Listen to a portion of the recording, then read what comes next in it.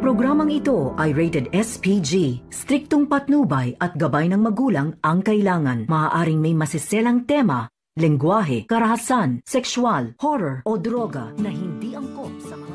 How I wish na siya'y nakahiga dun sa ICU at nag-aago buhay.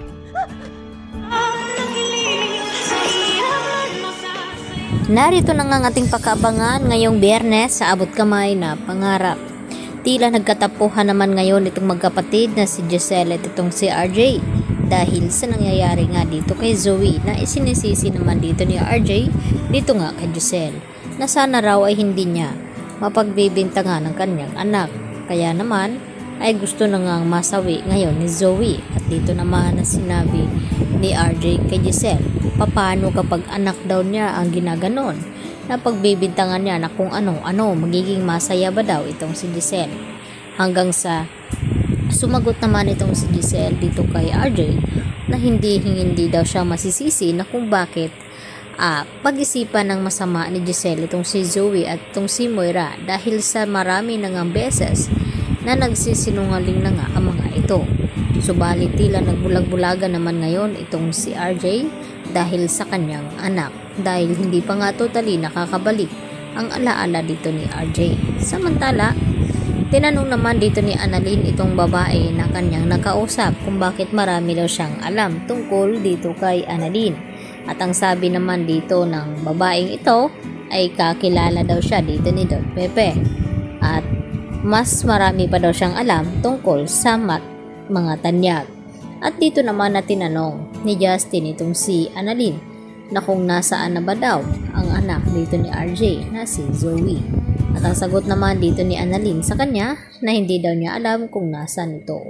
At maya-maya nga ay bigla namang umalis itong si Justin hanggang sa nag-ikot-ikot ito ng buo dito sa loob ng ospital hanggang sa nakita nga siya dito ni Juan.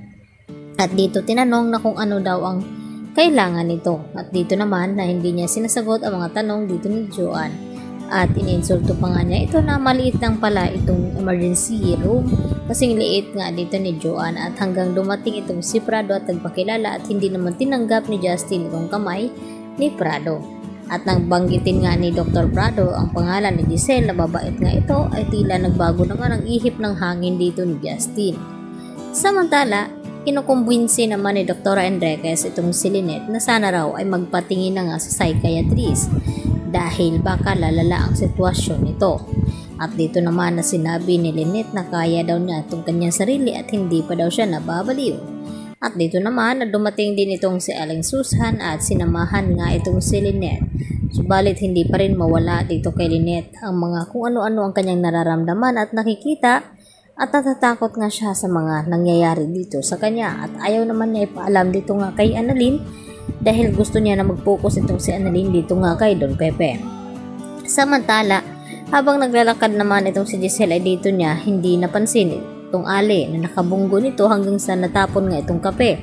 At sakto naman na nakita ito ni Justin at dito naman na sinabi ni Justin na kung mainit daw itong kape ay baka nasa 3rd degree na nga at napaso itong Ali at baka makulong pa itong si Giselle. At hindi naman mawari ni Giselle na kung ano ang sinasabi nga ng babaeng iyon. At dito niya nga tila napaisip. At dito rin na dinalaw ni Giselle itong kanyang ama na si Don Pepe. Maya-maya nga ay may tinawagan itong si Justin at ito pala ang kanyang ama na sana daw ay si Giselle na lang ang nakahiga sa ICU at nagagaw buhay. Yan ang ating abangan bukas sa Abot Kamay na Pangarap.